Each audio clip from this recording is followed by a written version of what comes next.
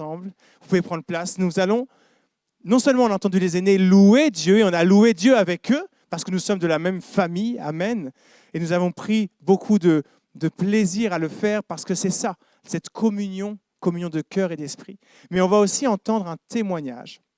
Comme je disais au premier culte, les aînés ne manquent pas de témoignages. Le parcours de vie fait qu'il y a tant et tant à nous dire sur comment Dieu a pu se manifester et se révéler à eux dans leur chemin. Et c'est tellement puissant, tellement édifiant de voir que Dieu est véritablement Dieu et qu'il est celui qui trace le chemin de chacun avec sa fidélité et qu'il sait comment faire. Et c'est juste toujours très encourageant. Alors soyons encouragés. On va demander à Olivier, c'est ça, de nous rejoindre. On peut l'encourager s'il vous plaît. Et il va nous partager maintenant un témoignage et après on écoutera la prédication. Bonjour à tous. Je me méfie de la lumière, hein. Je ne sais pas où me mettre. Juste là. Oui, là. Après, voilà. Ouais, Comme ça, moins de lumière et bien dans le micro, collé là. Oui. Donc je vais vous parler un témoignage de conversion, la mienne, tant qu'à faire. Et ça s'est passé, j'avais 20 ans. Je commence par un détail positif et après négatif. Positif, je suis dans une assemblée, c'est celle-là d'ailleurs, sur les quais. Et comme je suis très mal dans ma peau, je sais que les églises évangéliques, ce n'est pas une secte, parce qu'étant étudiant, j'ai rencontré d'autres étudiants qui aimaient la Bible. Je sais que l'église évangélique n'est pas une secte, parce que je ne connaissais pas. Hein. Grâce aux étudiants qui disaient qu'on se mélangeait, chacun amenait sa Bible, et je savais que les églises évangéliques, ça existait, mais sans les connaître. Donc je rentre dans cette assemblée. Comme j'étais très mal dans ma peau, pour des raisons que je vais expliquer tout à l'heure, ce qui m'a frappé, c'est la joie, moi qui cultivais un mal-être épouvantable. Je m'explique. Ce qui a cassé ma vie à un moment donné, c'est le fait que j'ai perdu mon papa, j'avais 13 ans. Et c'était un homme de principe très carré, qui avait du cœur, mais il ne le montrait pas tant que ça, mais il avait du cœur. Et quand il est décédé, je suis devenu l'ombre de moi-même. Mais le plus gros problème que j'avais, je me rends compte maintenant que je suis chrétien, c'est que ma croyance en Dieu, en tant qu'enfant, adolescent, c'était Dieu, c'est quelqu'un de formidable, distant, parfait. Donc, ce n'est pas maintenant que je vais pouvoir le connaître, c'est quand je serai dans l'autre monde. Ah, vous vous rendez compte, un jeune, c'était avant même le décès de mon père, un jeune qui pense que la vraie vie, c'est plus tard. Que Dieu il est formidable, mais quand on sera avec lui, quoi. Donc, j'improvisais sans arrêt pour essayer d'être à peu près, pas heureux, mais à peu près, voilà, vivant, quoi. Et donc, quand je rentre dans cette assemblée, la prédication ne me fait rien. Pourquoi ? Parce que moi, je pensais que Dieu était avec moi, comme j'avais un cœur pour Dieu. Un cœur pour Dieu, mais qu'un cœur. Mais pas des oreilles pour l'écouter. Aucune, rien. Et donc, dans cette assemblée, celle-ci, je répète, il y avait des personnes âgées, l'humour du Seigneur, hein, qui non seulement étaient heureuses de pouvoir louer Dieu, communiquer avec Dieu, mais en plus qui voulaient tout le temps grandir, alors qu'elles avaient déjà des cheveux blancs. Elles voulaient tout le temps grandir avec Dieu. Alors moi qui étais un petit vieux avant l'âge, hein, j'avais 20 ans, j'avais au moins 90 ans dans ma tête, hein, si ce n'est plus. Donc je voyais qu'il n'y avait pas que la joie qui, moi, me réconfortait, parce que j'étais quand même assez déprimé. Et donc, j'ai accompagné ces sœurs âgées et d'autres moins âgées dans un rassemblement chrétien en Normandie, où il y avait, dit-on, l'action d'esprit, etc. Mais moi, je n'y allais pas pour l'action d'esprit, je ne savais même pas ce que ça voulait dire. Je cafouillais au niveau professionnel. Donc, mon idée, j'avais évolué, hein, parce que deux ans avant, j'avais des pensées de suicide, je ne disais même pas à Dieu, aide-moi, donc complètement distant par rapport à Dieu. Dieu, demain, oui, il m'aidera, mais pas maintenant. Et là, tout d'un coup, peut-être parce que j'avais une notion du travail un peu à l'ancienne, Seigneur, le métier que je fais actuellement n'est pas bon pour moi, peut-être que tu peux m'orienter sur un autre type de métier, ou bien garder celui-là. C'est une prière toute simple, hein, mais pour moi qui pensais que Dieu n'allait faire les choses valables que dans l'éternité, mais pas maintenant, c'était une prière géante, hein, de dire au Seigneur, si ma vie va foirer à cause d'un travail pour lequel je ne suis pas fait, Seigneur, mais tu ne peux pas m'aider un peu? Donc j'accompagne ces grands-mères et ces autres chrétiens et chrétiennes dans ce rassemblement chrétien. Et c'est vrai qu'il y avait le vent, il soufflait partout. Hein, je veux dire, c'était l'époque où même des pasteurs réformés rencontraient Jésus et disaient à leurs paroissiens, j'ai rencontré vraiment Jésus. Ah bon, tu sais que tu n'étais pas chrétien avant? Et certains étaient obligés de prendre leur bagage et de quitter leur propre paroisse parce qu'ils avaient rencontré Jésus. Des gens qui étaient pasteurs pendant 20 ans, qui ne connaissaient pas Jésus. Donc il y avait vraiment un vent de l'esprit formidable. Et moi, dans ce lieu, Dieu ne me parle pas de mon travail. Il ne me parle pas de m'orienter, mais il me parle du fait, c'est une prophétie, hein, pendant que tout le monde avait la tête baissée, il me parle du fait que je refuse tout changement profond avec lui. Alors il ne le dit pas comme ça. Hein. En fait, c'est des versets de la Bible assez imagés que je ne connaissais pas, puis après je les ai retrouvés dans la Bible. Et donc moi qui m'étais fait une image d'un personnage, qui méprise presque les gens qui courent après la réussite sociale ou l'argent, et je me prenais pour quelqu'un à part, quoi. Je suis tombé de mon piédestal, quoi, et j'ai eu la honte de ma vie parce que je saisissais que Dieu non seulement connaissait mes péchés, bien sûr, mais que Dieu connaissait aussi les intentions cachées de mon cœur, c'est-à-dire de jouer un personnage, de ne pas chercher à compter sur lui. Alors, parce que compter sur lui demain et pas compter sur lui aujourd'hui, c'est stupide. Mais moi, je ne me rendais pas compte que j'étais stupide. Et donc, j'ai eu honte d'être dans une fausse vie, quoi, d'être à côté de mes pompes, comme on dit. Hein. J'ai eu honte. Et en fait, c'est ce péché-là qui m'a touché. Ce n'est pas les péchés numéro 1, numéro 2, numéro 3, mais celui-là. De refuser que le Seigneur s'occupe de moi. Parce que je me gérais tout seul, en fait. Hein. Bon, peut-être pour essayer d'échapper à certains malheurs ou je ne sais quoi, mais je me gérais tout seul. Je voulais tout contrôler avec mon cerveau, avec mes idées, tout ça. Enfin, bref. Et j'étais tellement horrifié de me rendre compte que j'étais en fait mon premier ennemi.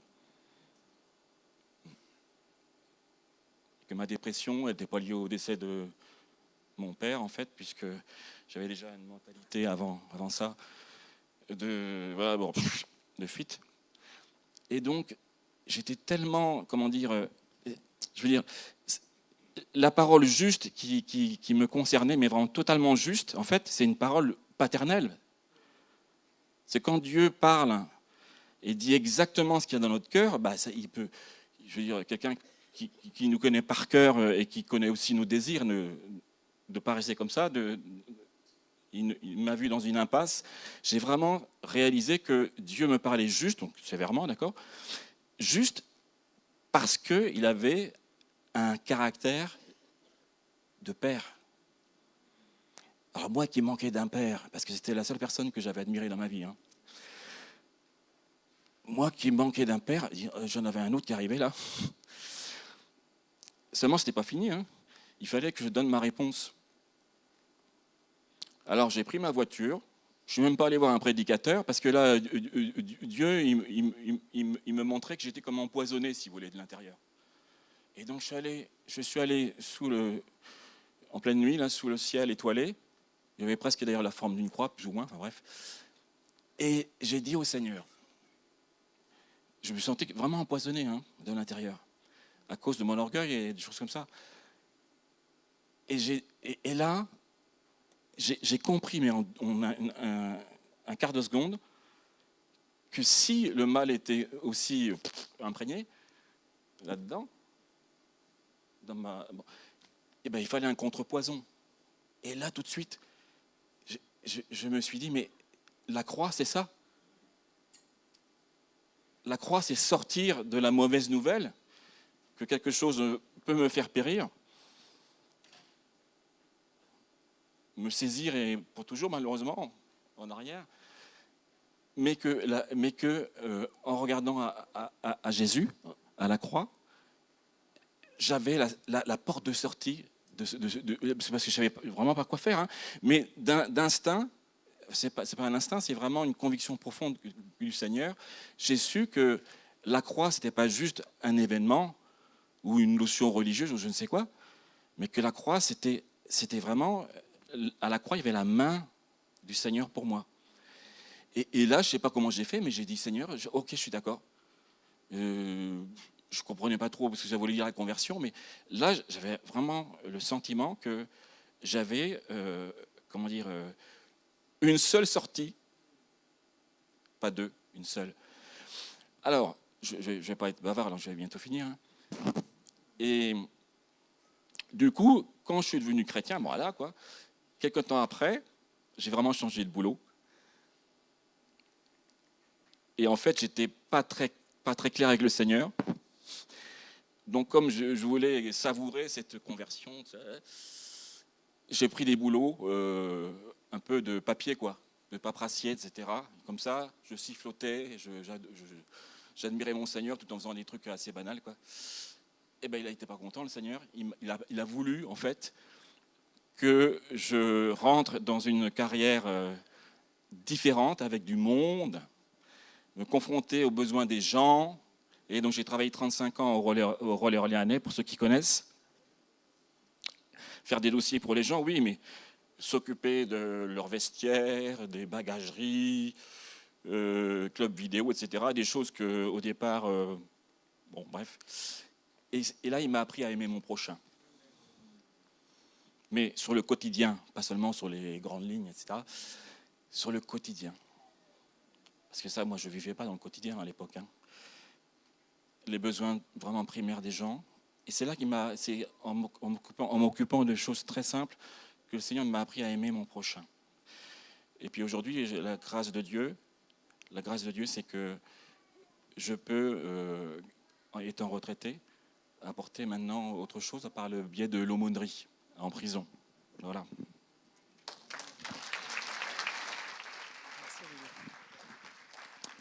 Gloire à Dieu. Gloire à Dieu. Le Seigneur utilise toutes les générations. Amen. On va maintenant passer au message. On a un invité aujourd'hui. Un invité, son nom, c'est Daniel Baudolec. Donc, on a déjà fait la blague. Vous comprendrez qu'il y a un écho de quelque chose qu'on a déjà entendu. C'est le papa de Greg, en effet, qui est là avec Patricia. Alors, on est très heureux de les accueillir. Ils viennent d'Elbeuf, la région normande. Voilà, alors... Je dis ça comme si j'étais fier qu'ils étaient normands, mais pas du tout. En fait, c'est des Bretons purs de Micelle. Mais malgré tout, ils sont quand même venus en Normandie. C'est là qu'on s'est rencontrés d'ailleurs. Et maintenant, ils sont toujours en Normandie, en tout cas pour l'instant. Et on est heureux de les avoir avec nous. Est-ce qu'on peut les encourager, Daniel? On te laisse la place.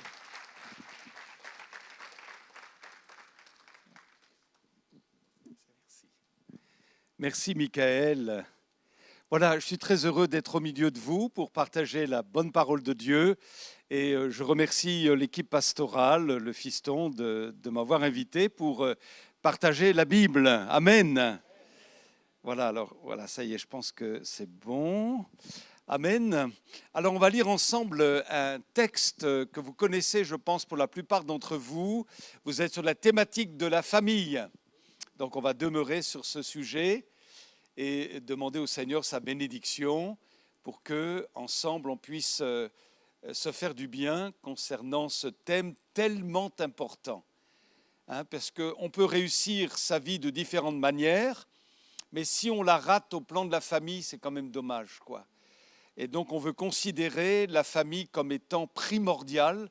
Je pense que vous êtes tous d'accord là-dessus. On peut être PDG, on peut être conducteur de grands avions, de trains, mais si j'ai raté ma vie familiale, ma vie de couple, mince, et Dieu ne veut pas ça finalement, il veut nous aider ensemble à bien bâtir, même si on est conscient que ce n'est pas forcément toujours facile, Mais il est là, amen, hein. Il est là, on veut dépendre de lui, on veut lui faire appel, avoir cette humilité de dire « j'ai besoin de toi ». Amen. Alors, on va lire ce texte dans Josué chapitre 24, verset 15. « Choisissez aujourd'hui qui vous voulez servir, moi et ma maison, nous servirons l'Éternel. » Avant de parler de la famille, je voudrais aussi avoir une pensée particulière pour les bien-aimés ici présents qui ont connu des moments difficiles, des moments de rupture, un divorce, qui sont seuls, qui sont veufs ou veuves. Ce n'est pas forcément évident pour eux d'entendre parler de la famille, mais sachez que vous n'êtes pas des sous-produits pour Dieu. Pour autant, Dieu vous aime. Il a un plan pour vous, là où vous en êtes, et il veut vraiment faire son œuvre dans votre cœur pour vous fortifier, vous renouveler, vous restaurer. Moi et ma maison, nous servirons l'Éternel. Est-ce qu'on peut le dire tous ensemble? Comme une déclaration qu'on fait au Seigneur, on prend position, on regarde à Jésus et on déclare « Moi et ma maison, nous servirons l'Éternel ». Nous apprécions, mon épouse et moi, les vieilles bâtisses, celles qui notamment datent du XVIe siècle. Vous savez, les vieilles églises, les cathédrales, les vieux monuments, les châteaux. Et souvent, je dis à mon épouse, tu m'as entendu souvent te le dire, si les murs pouvaient parler. Et certainement qu'on en entendrait des choses. De la même manière, si nos maisons, si les murs de nos maisons qui abritent nos couples, nos familles, pouvaient parler. Que dirait-il? Dans le chapitre 24 du livre de Josué, Josué fait un discours d'adieu au peuple et la conclusion de son discours mérite vraiment d'être soulignée. Il ne dit pas « moi et mes victoires, moi et mes batailles, moi et mon armée », mais il dit « moi et ma maison, nous servirons l'Éternel ». On va s'arrêter sur une citation qui me semble importante. La vraie grandeur d'un homme ou d'une femme ne se mesure pas tant à son influence extérieure, mais davantage à l'atmosphère intérieure de sa maison. On le relit ensemble ? Ça puisse pénétrer notre cœur. La vraie grandeur d'un homme ou d'une femme ne se mesure pas tant à son influence extérieure, mais davantage à l'atmosphère intérieure de sa maison. Il faut reconnaître que l'on n'est pas toujours dans l'intimité de nos maisons ce que nous laissons paraître à l'extérieur. Et je pense qu'on a un défi, vous et moi, à relever, qui est simple. C'est le défi de l'authenticité. Nous ne voulons pas tant briller à l'extérieur que briller à l'intérieur. Les deux, c'est aussi bien. Amen. Et je crois que le projet de Dieu, c'est que l'on puisse être performant dans la vie publique, la vie extérieure, tout en étant aussi performant par la grâce de Dieu à l'intérieur. Mais il ne s'agit pas de privilégier l'un aux dépens de l'autre et surtout de négliger la vie intérieure qui a tellement d'importance aux yeux de Dieu. Alors Josué dit « moi ». Est-ce que c'est une manière de se mettre en avant d'une manière orgueilleuse? Bien sûr que non. Ici Josué, un homme d'expérience, un homme d'un âge certain, un homme qui a vécu des choses profondes avec Dieu, Josué est en train de prendre position pour la chose qui est à ses yeux la plus importante, à savoir sa famille. Sa femme, ses enfants, ses petits-enfants, l'ensemble des siens. Et il veut que sa maison soit tout à Dieu. Pour Josué, c'est moi et ma maison qui serviront l'Éternel. Et vous remarquerez que pour un autre personnage de la Bible, très connu aussi, dont le nom est David, eh bien, c'est lui qui sert Dieu sans sa maison. La Bible nous montre que c'était un grand roi, un grand prophète, un grand chantre devant l'Éternel, un grand organisateur, un grand stratège au plan militaire, mais le problème, c'est que c'était un petit chef de famille. Quelqu'un qui n'a pas assuré en tant que mari, papa et papy. Néanmoins, Dieu continuait de l'aimer. Et ce n'est pas parce que tu as eu quelques failles dans ta vie familiale que Dieu ne t'aime plus. Il a toujours un plan de grâce et d'amour pour toi. Aussi, ne te décourage pas, regarde à Jésus et vois comment il va t'accompagner, te diriger, t'équiper et te fortifier. Moi et ma maison, dit Josué. Et je pense que c'est le moment pour nous de passer en revue les pièces de notre maison pour voir comment ça va. Alors nous arrivons devant la porte d'entrée de la maison et en général, qu'est-ce qu'on fait quand on est devant la porte d'entrée de notre maison? On prend le trousseau de clés. La question est de savoir qui a les clés véritablement de notre maison. Est-ce nous ou est-ce Jésus qui a les clés de notre maison? Si Christ détient les clés de la maison de David, ce qui signifie que ce qu'il ferme, nul ne peut l'ouvrir, ce qu'il ouvre, nul ne peut fermer, alors à combien plus forte raison pouvons-nous lui remettre les clés de notre maison? En réalité, le véritable chef de notre maison doit être Jésus. Et c'est lui qui a les clés du fonctionnement de notre couple. Un jour, alors que je faisais une visite pour un couple qui était en difficulté, je me souviens que l'épouse me regarde et me dit « Mais toi, Daniel, c'est normal que ça marche, tu es pasteur. » Alors je lui ai dit « C'est tout le contraire. Parce que si tu savais ce qu'un pasteur peut subir comme pression, de la part du diable, mais aussi dans la vie courante, ce n'est pas le club méditerranéen d'être pasteur. Devenez pasteur, vous allez le voir. » Et donc un pasteur subit des pressions dans sa famille, des pressions dans son identité, des pressions dans son couple et des pressions avec ses propres enfants. Et donc je lui ai dit non, ça n'a rien à voir. Si ça marche chez moi, ça n'a rien à voir du fait que je sois pasteur. Parce que je sais très bien comment faire en rentrant à la maison pour tout détruire, pour tout casser. Je sais ce qu'il convient de dire pour dévaloriser mon épouse. Je sais ce qu'il convient d'adopter comme comportement pour que ça ne fonctionne pas. Mais la Bible nous donne les outils nécessaires. Et il y a sa grâce, il y a sa miséricorde.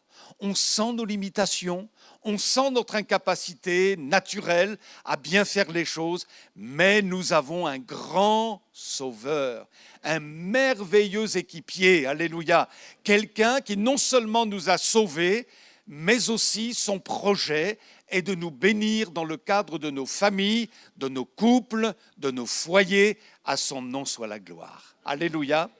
Alors visitons donc l'ensemble des pièces et nous sommes devant cette porte d'entrée et chacun d'entre nous est conscient qu'il doit dire « Seigneur, je te remets les clés ». Le problème souvent, c'est quand on ne remet pas les clés à notre Seigneur et qu'on veut gérer tout chez nous. Et là, effectivement, on a quelques problèmes. Nous arrivons à la salle à manger.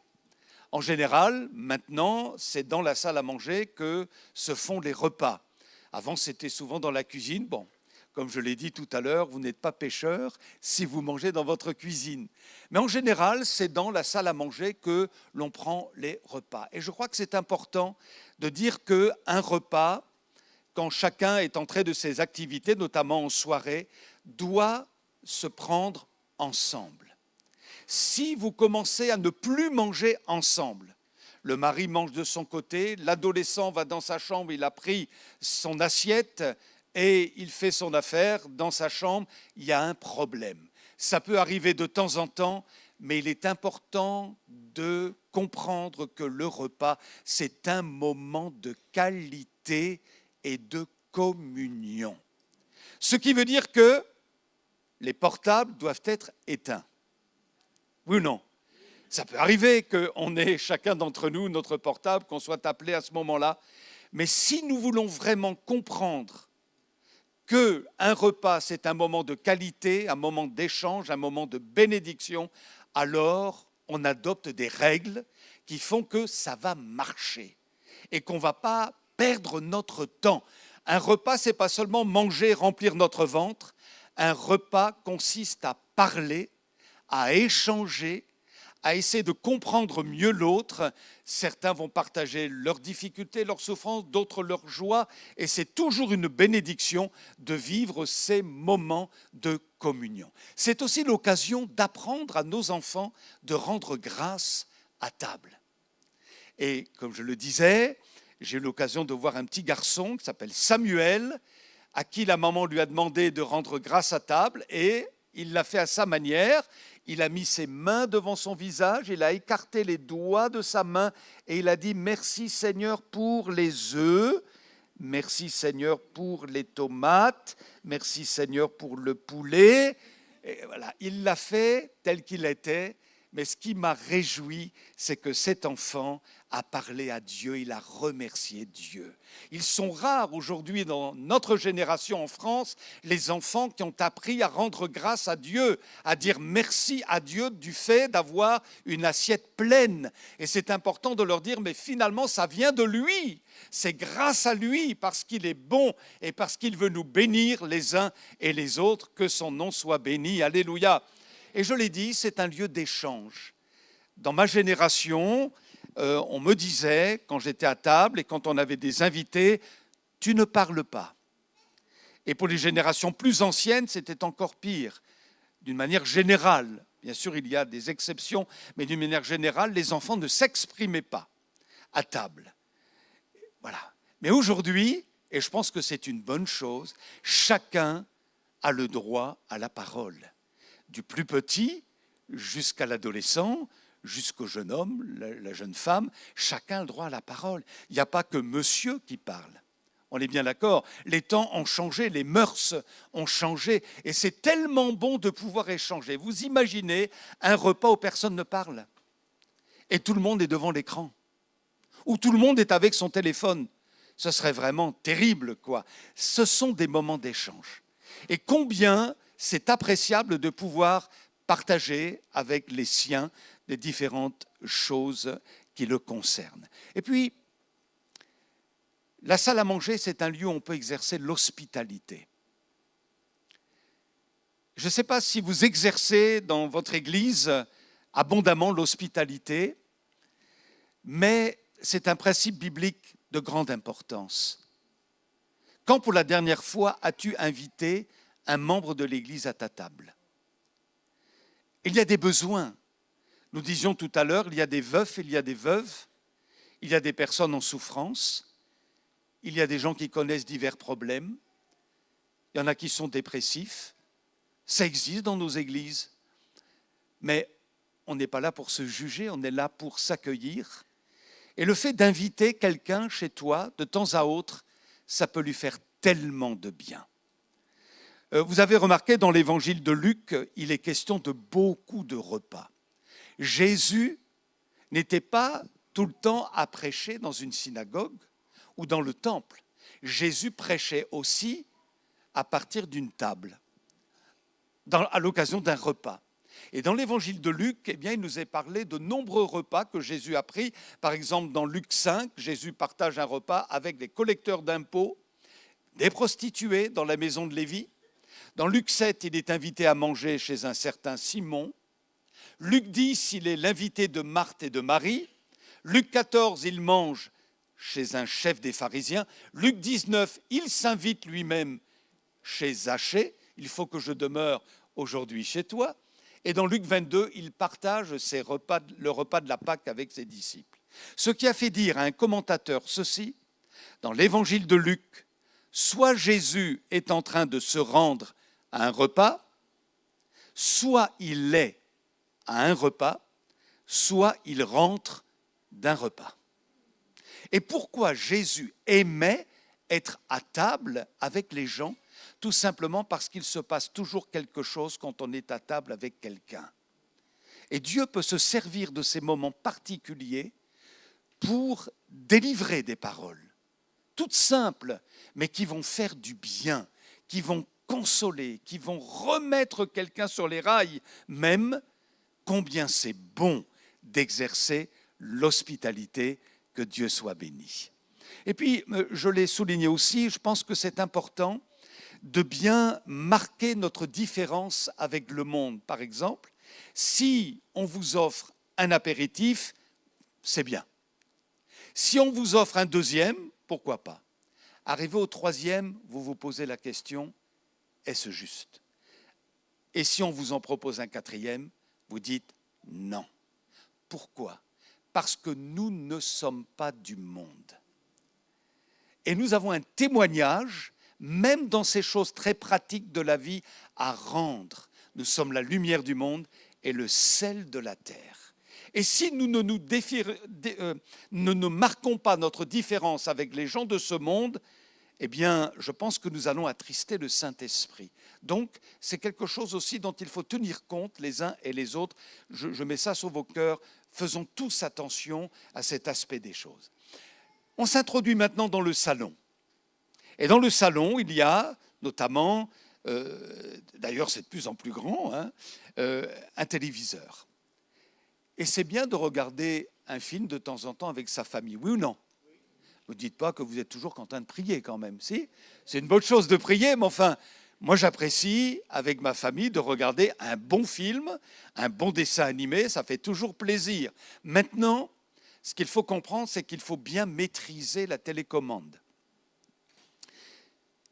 À l'occasion de certaines visites que j'ai effectuées, et ça m'est arrivé plusieurs fois, vous entrez chez la personne, quelle que soit l'heure, le matin, l'après-midi ou le soir, le grand écran est allumé, fort même d'ailleurs. Et combien de fois j'ai dû dire aux personnes avec qui je parlais, qui m'avaient invité à un entretien, est-ce que c'est possible soit d'éteindre la télé, soit de diminuer le volume? Mais quelque part, pour moi, c'était symptomatique. Je me dis, ces gens-là, ils vivent qu'avec leur télé. Il y a un problème. Ils ne savent pas maîtriser la télécommande. Il faut savoir la maîtriser. Oui, ce n'est pas interdit d'avoir la télévision. Heureusement, ce n'est pas interdit. Mais il faut savoir la maîtriser. Ce n'est pas à la télé de dicter notre vie, mais c'est à nous de la dominer. Que Dieu nous soit en aide. Alléluia. Et que dire maintenant de certains films qui présentent parfois certaines scènes douteuses, peu recommandables. Les enfants sont devant l'écran avec les parents et les parents ne pensent même pas à zapper. À ce moment-là. Et si je vous le dis, c'est parce que j'entends des jeunes, des enfants, dans certains camps dont nous nous occupons, certaines colos, qui nous disent ces choses-là. On ne va pas chercher à les savoir, mais ils nous disent, tiens, on a regardé un film d'horreur. Ah bon? Tu as regardé un film d'horreur? Mais tes parents étaient là? Oui. Et ils n'ont pas éteint? Non. Mais tes parents fréquentent l'église? Oui. Et vous êtes surpris d'entendre certaines choses. Vraiment, vous en apprenez des choses d'ailleurs. Dans le cadre des camps, quand vous êtes pasteur d'un camp, vous êtes animateur, les enfants parlent. On ne peut pas les empêcher de parler. Et nous apprenons des choses alors qui sont réjouissantes et d'autres qui sont vraiment affligeantes. Donc c'est très important. Je vous le dis, c'est normal, vous ne le faites pas d'une manière péremptoire en disant « Non, tu n'as pas le droit de regarder ça ». Il faut expliquer pourquoi. Il y a tout ce rôle pédagogique auprès de nos enfants et de nos adolescents. Parfois, il y a même une sorte de tension entre les enfants et les parents, mais en expliquant, les choses devraient bien se passer. Et puis le salon, c'est un moment de détente. Et dans ce lieu, il est normal, comme vous le voyez sur la photo, que notamment les parents et les enfants aient des activités ensemble. Parfois, papa est tellement occupé, et comme je l'ai dit au premier culte, moi, pasteur, je sais ce que ça veut dire aussi, que finalement, on ne prend pas le temps d'être avec les siens. Ou madame est tellement occupée aussi, tellement de tâches que j'ai pas le temps. Il faut planifier du temps avec nos enfants. Quand pour la dernière fois as-tu fait un jeu avec eux? Quand pour la dernière fois y a-t-il eu plein de rires ensemble? Voyez, je me souviens de ces bagarres d'oreiller que je faisais avec ma mère et avec ma sœur. Je m'en souviens encore, 60 ans, 50 ans après, et je me dis c'était des moments merveilleux.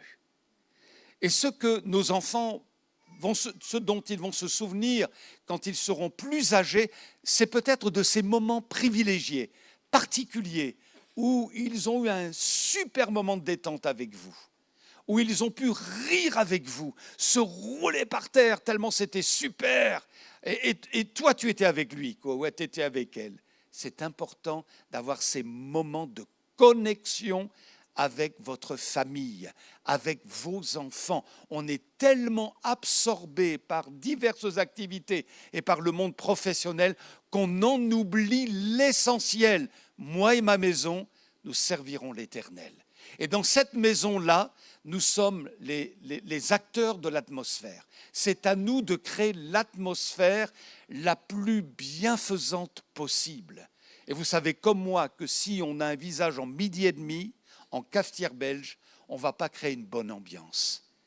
Donc tu es concerné, je suis concerné. Et quand tu entres dans ta maison, alors que tu as donné les clés de ta maison au Seigneur, tu vas dire, Seigneur, je vais faire tout ce qui est en mon pouvoir pour que dans ma maison, ça marche. Pour que dans ma maison, il y ait une bonne atmosphère. Ce qui est important, c'est certainement ma vie publique, mais elle n'est pas plus importante que ma vie intérieure. Et c'est à moi de faire en sorte de créer l'atmosphère qu'on doit trouver dans une maison chrétienne. Aide-moi, Seigneur. Remplis cette maison de ta présence et remplis mon cœur de ta présence. Amen. Et puis, le salon, c'est aussi un moment, ou un lieu plutôt, où l'on apprend à se poser. Et là, dans le canapé, qu'est-ce qu'on fait? On peut lire la Bible. C'est important de lire la Bible, de lire des ouvrages spirituels. Pourquoi? Parce que nos maisons sont l'enjeu de combat spirituel dans les lieux célestes. Il ne faut absolument pas penser que le diable va nous laisser tranquilles dans nos maisons. Ce sont des lieux que le diable n'aime pas. Là où Jésus est proclamé, là où un homme et une femme chantent l'agneau de Dieu, là où un homme et une femme veulent enseigner à leurs propres enfants la Bible, le diable n'est pas content. La vie d'un couple est soumise à des pressions terribles parfois. Si vous vous êtes disputés, vous n'êtes pas de vulgaires pécheurs. Tout le monde se dispute dans un couple. Ça arrive. Qu'il y ait des tensions terribles même, ça arrive. Il faut être vrai. Il faut être authentique. Et personne du milieu de nous dira « Moi, jamais eu de tension avec mon épouse, avec mon mari. Moi, jamais eu de problème avec mes enfants. » Vous mentiriez. Parce que vous seriez déjà au ciel finalement. Il y a des réalités humaines. Mais ce qui est important, c'est de pouvoir appeler au secours notre Jésus. On ne va pas s'accommoder de telles situations. Mais on va dire, Seigneur, là, il y a un problème, il faut que tu nous aides. Et donc, on prie ensemble. C'est peut-être pas faisable tous les jours, mais il est important de planifier des moments de prière ensemble. Pourquoi? Pour imposer le silence au vindicatif. Et pour lui dire, dans ma maison, Satan, tu n'as aucun droit, ça suffit. Le chef, c'est Jésus. Toi, tu ne peux rien. Et donc, si l'épouse et le mari sont d'accord pour proclamer la victoire, ça n'a pas besoin d'être long, mais une simple prière. Chacun comme il est, dans les limites qui sont les siennes. Certains sont plus à l'aise dans la prière, dans la proclamation que d'autres, mais tu fais comme tu es, avec ce que tu es. L'essentiel, c'est de mettre toute ta confiance dans les promesses du Seigneur et dans l'autorité qui t'a été conférée au nom de Jésus. Et notamment pour un homme, pour un chef de famille, on va dire, eh bien c'est important de mener ce combat-là. Souvent, ce sont nos sœurs qui sont des battantes dans la prière. Il faut le reconnaître. Mais les hommes ont besoin de reprendre leur place parce que vous savez que dans notre société, l'homme démissionne de plus en plus. Allez voir dans les cités, souvent les jeunes disent « Papa a démissionné ». Il n'est plus là, il ne nous recadre plus. Et c'est le grand drame des jeunes de nos cités. Mais béni soit Dieu, tu te lèves comme un Josué, mon frère. Et tu prends ta place, alléluia, dans la prière et tu entraînes ton épouse avec toi. On va prier tous les deux, alléluia. Et on va proclamer que notre maison, notre foyer, notre famille appartiennent à Jésus. On veut le bien de Jésus pour nous, on veut le bien de Jésus dans notre génération et dans notre famille. Donc, c'est un lieu de combat. Pourquoi certains couples n'arrivent pas à prier ensemble? Je voudrais lire avec vous certaines raisons suite à un sondage qui a été fait. D'abord parce que certains ont un complexe d'infériorité. Ils ne se sentent pas à l'aise.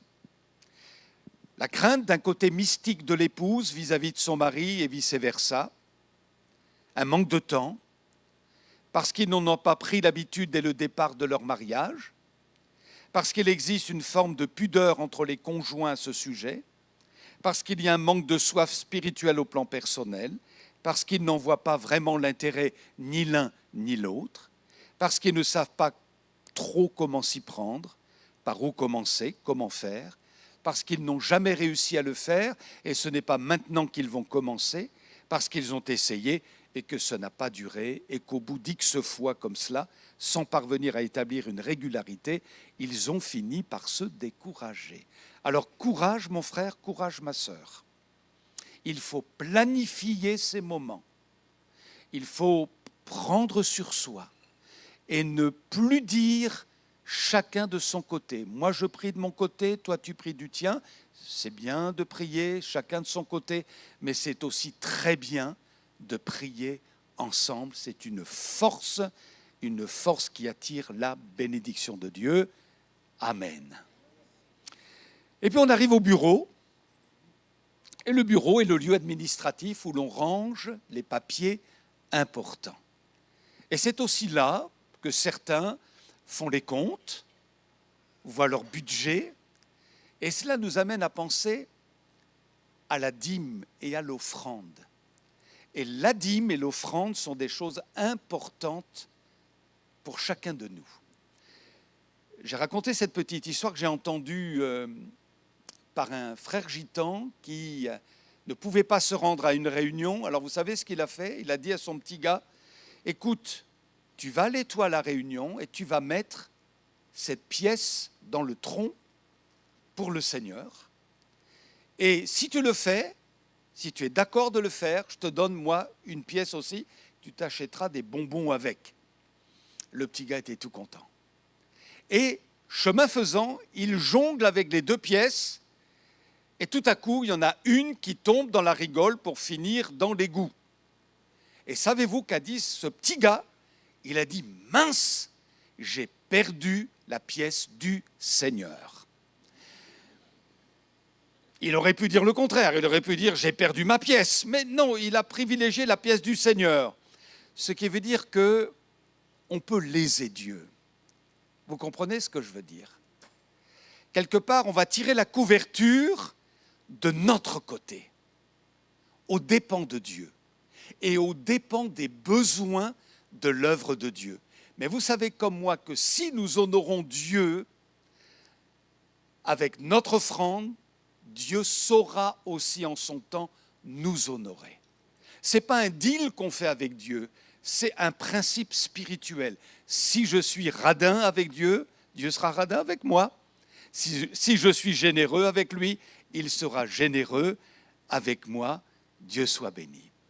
Et puis dans ce bureau-là, non seulement il est question de faire les comptes, de gérer le budget, mais vous savez qu'il y a aussi sur la table du bureau le fameux ordinateur. On a parlé de l'écran tout à l'heure, mais il y a aussi l'ordinateur. Et avec cet ordinateur, on peut vivre de bonnes choses, faire de très bonnes choses, mais on peut faire aussi de moins bonnes choses. Tout dépend comment on utilise la souris et à l'endroit où on clique avec la souris. Vous n'êtes pas sans ignorer qu'il y a un problème majeur dans nos sociétés aujourd'hui, c'est que beaucoup de personnes sont prises dans les liens de la pornographie. C'est dit du haut de nos estrades, etc. Un frère me partageait qu'il a baptisé 7 jeunes. Les 7 jeunes étaient addicts à la porno. Ça commence très tôt.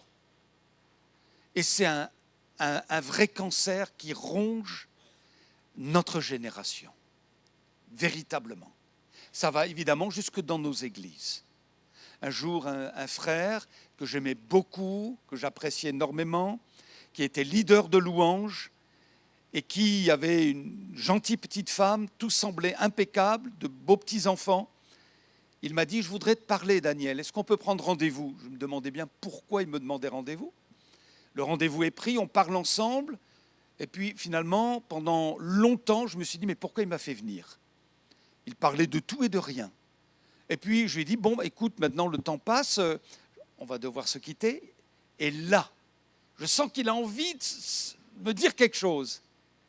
Et il prend son courage à deux mains, juste avant qu'on ne se quitte. Et il me dit, Daniel, je vais te le dire, je suis accro à la porno. Oh, j'ai été surpris, je me suis dit, pas lui quand même. Mais c'était le cas. Je ne l'ai pas jugé, je ne l'ai pas culpabilisé. Il a été honnête de le partager. Trop de gens vivent cela dans le secret sans le confesser. Mais le fait de confesser nos péchés les uns aux autres est une sortie vers la délivrance. Béni soit Dieu. Donc si tu as un problème, partage-le, de telle sorte que quelqu'un prie avec toi, dis-le à l'équipe pastorale. Ils ne vont pas te regarder d'une mauvaise manière, ils vont t'aider, t'accompagner, proclamer la victoire de Jésus. Alléluia. Et donc, on a prié ensemble. Ça lui a fait du bien. Le temps a passé, il a remporté la victoire. Merci Seigneur. Mais ne garde pas cela. Fais très attention. Il disait, alors qu'il était relativement tard, à son épouse, écoute, je vais continuer d'être dans le bureau. J'ai des choses à faire. Son épouse allait à l'étage pour se coucher. Et lui, il faisait ce qu'il ne fallait pas faire. Et c'était comme ça tous les soirs. C'est terrible, hein? C'est vraiment, vraiment une addiction terrible. Mais Jésus est vainqueur. D'où la nécessité d'aimer Dieu, mais aussi de craindre Dieu. Aimer Dieu ne suffit pas. Il faut le craindre. Et craindre, c'est vouloir garder sa présence. Ne me retire pas ton Esprit Saint, dira David. C'est ce qui peut nous arriver de pire, que nous perdions la présence de Dieu. Et quand David a péché, vous l'auriez sondé en disant « David, est-ce que tu aimes encore Dieu ?» Il aurait pu vous chanter ses meilleurs cantiques. Il aurait pu prendre sa harpe et faire des mélodies formidables. Oui, il continuait d'aimer Dieu, mais il avait perdu la crainte de l'Éternel. On a besoin de cette sainte et bonne crainte de Dieu qui n'a rien à voir avec du légalisme, mais ça doit animer nos cœurs parce que, mes amis, vous et moi, nous sommes tentés. Demain, tu seras tenté. Le meilleur d'entre nous sera tenté. Jésus l'a été, toutefois sans commettre de péché. Mais ce sont des réalités. Et si nous soignons la crainte de Dieu, eh bien, nous pourrons cheminer ensemble. Alléluia. Quelqu'un va tourner autour de toi dans ton travail, tu vas rester droit dans tes bottes. Tu vas être tenté à un moment donné, alors que tu es sur ton ordinateur, mais parce que tu as la crainte de Dieu, tu vas remporter la victoire. Dieu veut développer cette sainte crainte, oui, beaucoup d'amour pour le Seigneur, mais aussi la sainte crainte de Dieu. Et peut-être, mes amis, peut-être que dans nos églises aujourd'hui, la crainte de Dieu est quelque part partie. Alors il faut qu'elle soit présente dans nos cœurs, dans mon cœur. Et si nous ne l'avons pas toujours eue comme il aurait fallu, pardonne-nous, Seigneur. Dieu restaure, Dieu rétablit. Et quand il voit cette démarche de notre cœur en disant « Seigneur, je t'aime, mais j'ai peut-être pas suffisamment de crainte », Dieu nous fait grâce et il la met dans notre cœur pour que nous soyons tout à sa gloire, que son nom soit béni. Amen. Maintenant, nous arrivons dans la chambre des enfants, la chambre des ados, notamment. En général, un ado, c'est pas toujours facile un ado, oui? Oui. Qu'est-ce qui se passe quand il est en crise en général? Qu'est-ce qu'il fait? Il entre de l'école, il jette son sac et puis il monte dans sa chambre. Et sa chambre devient son sanctuaire. Il n'en sort quasiment pas. Et puis attention, c'est pas facile d'y entrer dans sa chambre, parce que c'est son domaine. Et puis les parents, il en a un petit peu ras-le-bol, quoi.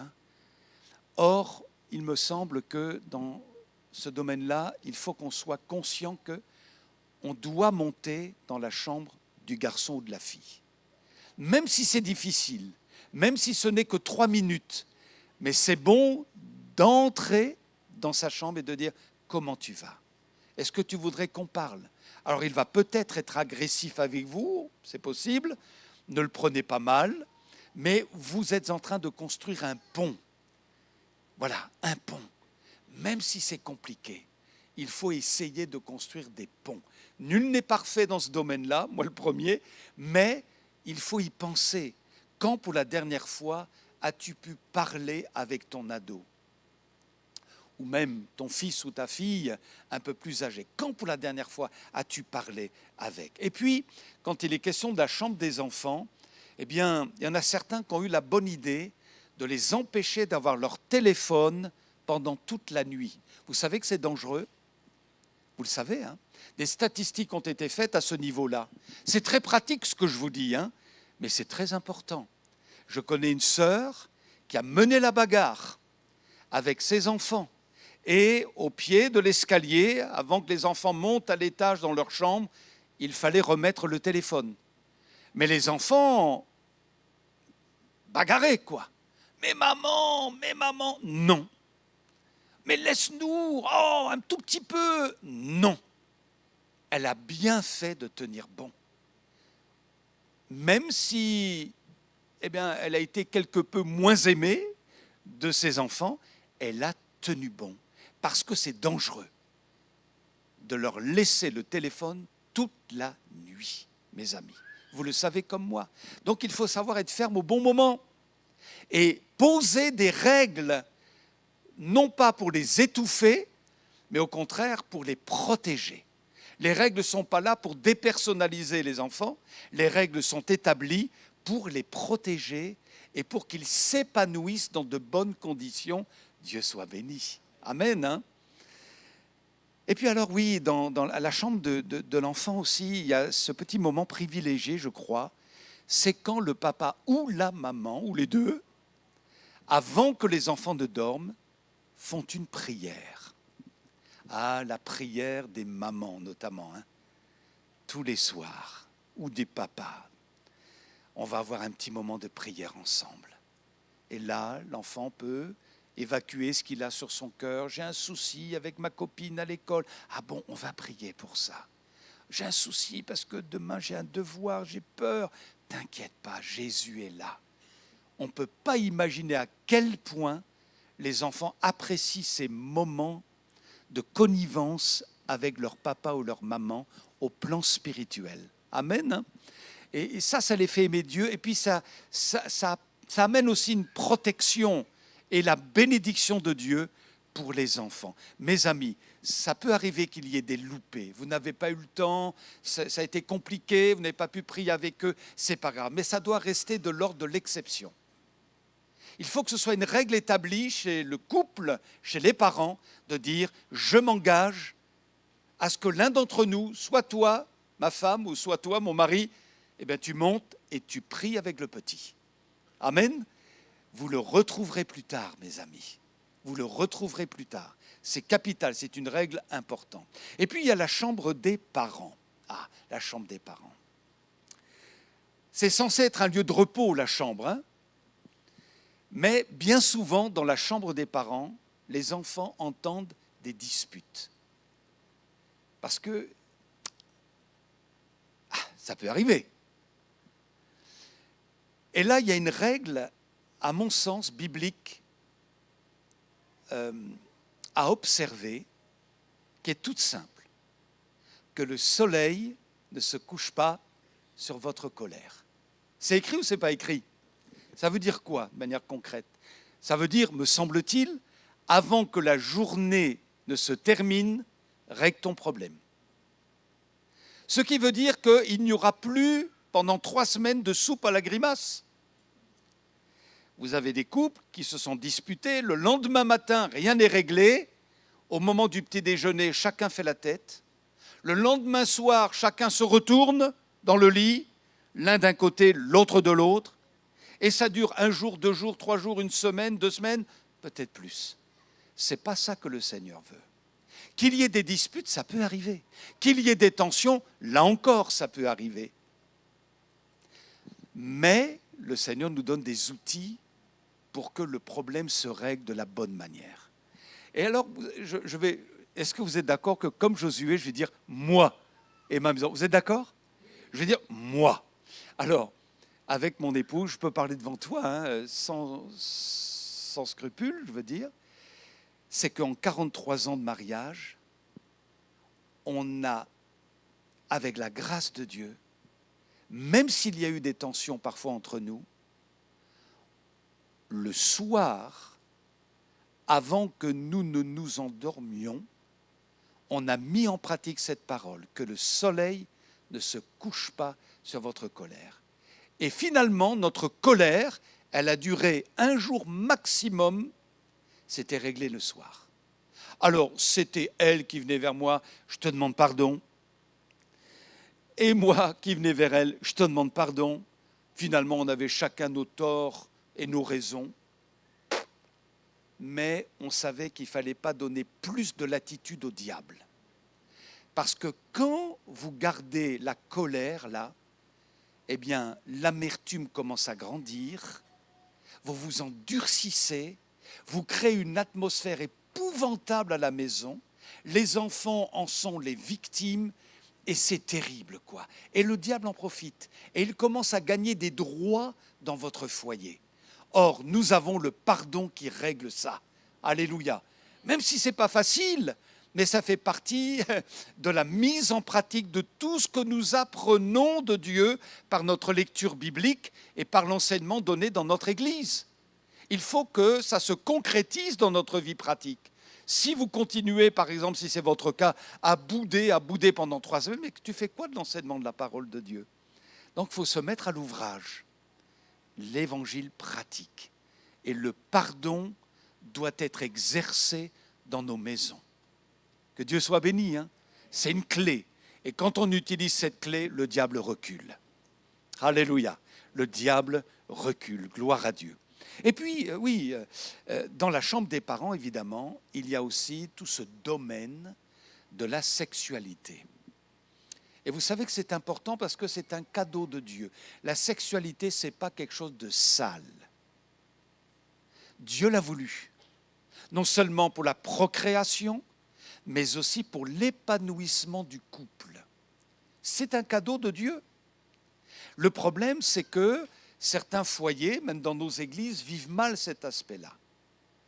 Il y a des tensions, des incompréhensions, un manque de dialogue. Certains le vivent très très mal et ça occasionne des frustrations. Et quelque part après, cette frustration va te pousser dans les bras d'un autre ou dans les bras d'une autre. Donc c'est important que dans le cadre des couples chrétiens, eh bien cet aspect des choses soit bien traité et bien vécu. Ça demande du dialogue, ça demande de la compréhension. On chemine l'un avec l'autre pour que chacun ait cette satisfaction qu'il est en droit de recevoir de la part de son conjoint ou de sa conjointe. Ne vous privez pas l'un de l'autre, dit l'apôtre Paul. Donc ça fait partie de notre vie. Ce n'est pas un sujet tabou, mais il faut l'envisager comme une grâce de Dieu. Alléluia, une grâce de Dieu. Donc, il faut que tu parles avec ton mari, il faut que tu parles avec ton épouse et que tu lui demandes, même jusqu'à lui dire, oui, est-ce que tu es satisfaite avec moi? Est-ce que tu es satisfait avec moi? je veux ton bien, je veux ton bonheur. Et vous imaginez quand il y a cette réciprocité dans la vie du couple, une réciprocité au plan spirituel, une réciprocité au plan du contact de l'âme, les sentiments, l'identité, la personnalité, quand il y a des échanges vrais, eh bien évidemment après au plan physique, c'est gagné. Mais si vous, monsieur, après avoir disputé votre femme, après l'avoir complètement dévalorisée, vous souhaitez avoir une relation avec votre épouse, c'est perdu d'avance. Ça forme un tout en quelque sorte. Ça forme un tout. Et c'est à chacun d'avoir cette intelligence spirituelle pour que les choses se passent le mieux possible par la grâce de Dieu. Amen. Tout va bien. Amen. On arrive maintenant dans la salle de bain, oui, comme certains peuvent le penser. Dis donc, tu passes pas mal de temps dans la salle de bain, toi, hein? Pourquoi je vous parle de la salle de bain? Parce que c'est utile de prendre soin de soi. Être spirituel n'est pas une manière de se négliger. Vous comprenez? Ce n'est pas parce que vous avez un petit peu de maquillage, mesdames, que vous êtes anti-spirituel. Maintenant, il y a un équilibre à avoir, on est bien d'accord. Mais le fait de se faire belle pour plaire à son mari, c'est une excellente chose. Amen. Hein? Et que le mari aussi, finalement, prenne conscience qu'il n'a pas à se négliger parce qu'il veut plaire à sa femme. On n'a pas à plaire aux gens de l'extérieur, on a à plaire à son mari et à son épouse. Ce qui veut dire que, on ne se néglige pas. On a une hygiène, on a une manière de s'habiller qui plaît à l'autre. Tout ça, ça fait partie de l'harmonie d'un couple qu'il faut bâtir, qu'il faut construire. Donc la salle de bain a sa place. Voilà. Et puis, on va conclure maintenant par le garage. Et messieurs, sans doute, vous êtes aussi vous mettez le nez dans votre moteur. Moi, je ne suis pas du tout manuel, ce n'est pas le cas, mais j'aurais souhaité. Hein, mais peut-être que, messieurs, vous êtes beaucoup vous mettez le nez dans votre moteur, de votre moto, de votre voiture. Mais j'ai constaté une chose, un petit peu par l'expérience, que certains maris connaissent mieux le moteur de leur voiture que le cœur de leur épouse ou de leurs enfants. Pourquoi? En raison d'un déficit de communication. La communication, c'est plus qu'un dialogue, c'est plus qu'une information. Passe-moi le sel, passe-moi le journal, où tu as mis mes chaussons, où tu as mis la serviette. Ça, ce sont des informations utiles, mais ce n'est pas du dialogue. Et combien c'est important, et vous savez, c'est un défi. Je le vis dans ma propre église où certains, ils n'arrivent pas à dialoguer. Ils n'arrivent pas. Et dès qu'ils commencent à aborder les sujets qui fâchent ou les sujets importants de la vie du couple, ça part en live. Il n'y a pas de maîtrise. Comment voulez-vous bâtir dans ces conditions-là? Donc c'est très important d'apprendre, c'est un apprentissage, à parler avec l'autre.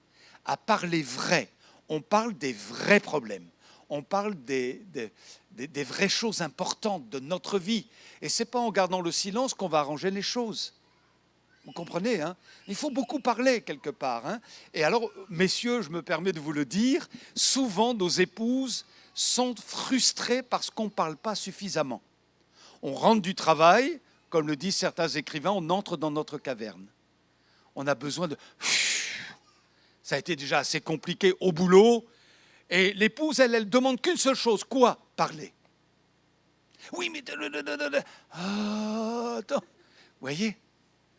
Et donc, souvent, combien de fois j'ai entendu des épouses dire à leur mari, « Mais parle, tu dis jamais rien, toi !» Oh, c'est important. Il faut faire un effort, même si on n'est pas des bavards, même si on est taiseux, il faut faire un effort. Il faut parler parce que c'est un des grands besoins de nos épouses que les maris prennent aussi leur place dans ce domaine-là. Gloire à Dieu. Alors on est fait d'un réservoir émotionnel. Et messieurs, vous savez bien quand votre épouse a son réservoir qui n'est pas rempli du tout, quoi. Elle vous le fait comprendre, hein? Oui ou non? Et vice-versa d'ailleurs, nous aussi les hommes, on a un réservoir émotionnel. Et vous savez, parfois on n'a pas été forcément valorisé au travail. Il y a eu des tensions avec le collègue. On n'a pas été performant dans le travail. Alors on s'autocritique, on se dévalorise. On n'a pas été au top. Et qu'est-ce qu'on a besoin quand on arrive à la maison? On est déjà découragé. On arrive avec le dos courbé. On ne croit plus en nous. On a porté atteinte à notre identité. On a besoin que notre femme nous dise ben, je t'aime comme toi tu es. Ça vous guérit, quoi. Moi, j'ai l'impression d'être tellement nul, mais pour moi, tu es le meilleur. Waouh! C'est pas comme ça que ça fonctionne chez vous? Ben, c'est formidable. Et ça vous ragaillardit, ça vous relève. Alléluia. Et là, votre épouse devient instrument entre les mains de Dieu pour vous redresser et pour aller de l'avant. Et donc, parfois, le couple souffre d'un déficit de valorisation, de paroles encourageantes. Un peu comme je l'ai lu dans un document de Porte Ouverte, vous savez, cette association qui s'occupe des pays persécutés. Dans les années 80, il y a eu un réveil en Chine. Et beaucoup de missionnaires, donc européens, américains, allaient en Chine pour enseigner les principes de la vie chrétienne. Et alors, il y avait aussi des thématiques autour de la vie familiale, la vie de couple. Et le problème en Chine, à cette époque-là, je ne sais pas comment c'est maintenant, c'est que dans la culture chinoise, le mari ne complimente jamais sa femme. Il y a des Chinois au milieu de nous qui peuvent confirmer. Donc, c'était écrit dans le document de Porte Ouverte. Et ça m'a intéressé. Donc, les missionnaires s'évertuent à enseigner aux maris à complimenter leur femme. Par exemple, un mari chinois chrétien, dans les années 80, ne disait jamais que le repas était bon.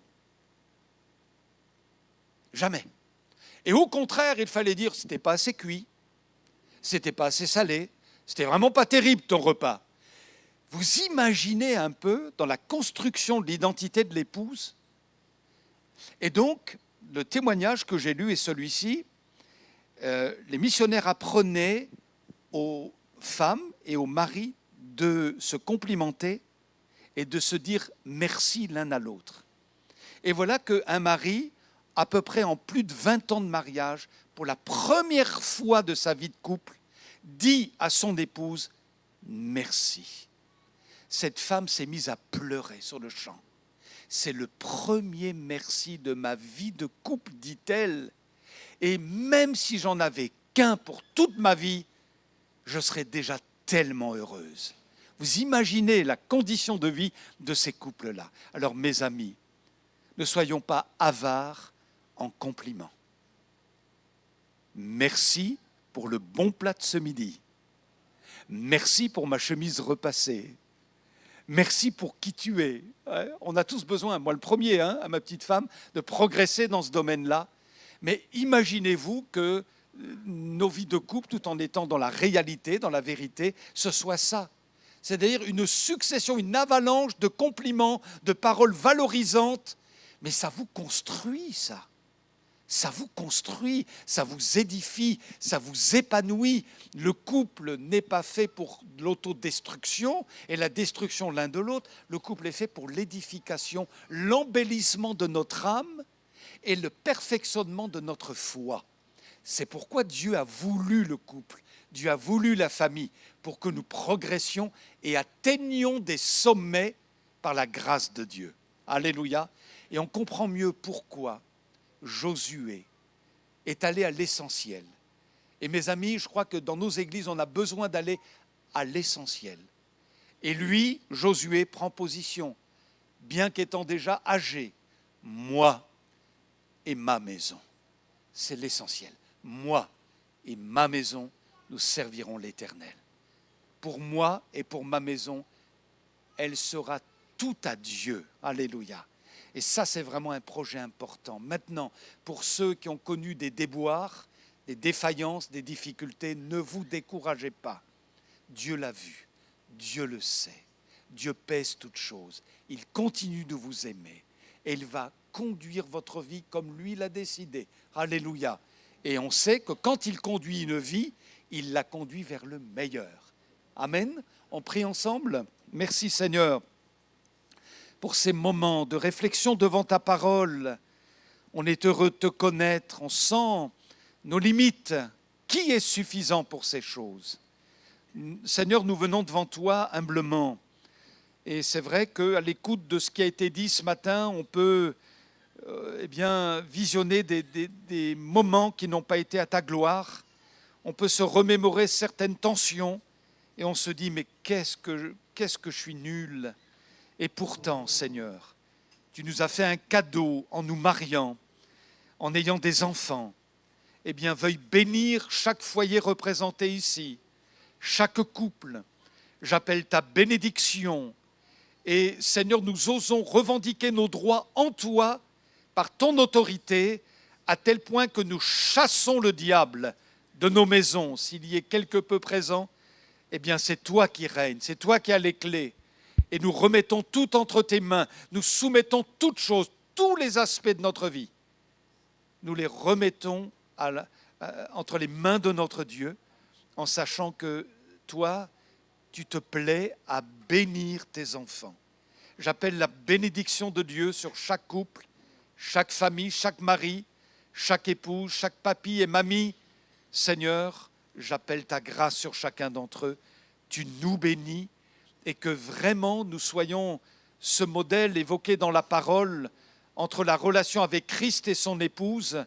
Eh bien, qu'il en soit ainsi, Seigneur. Embellis nos vies, embellis notre vie intime dans nos maisons, embellis la vie des familles, des foyers, à l'intérieur de nos maisons. Nous demandons la grâce de Dieu et nous croyons que nous l'avons en Jésus-Christ, notre Sauveur. Amen. Amen, amen, amen, amen.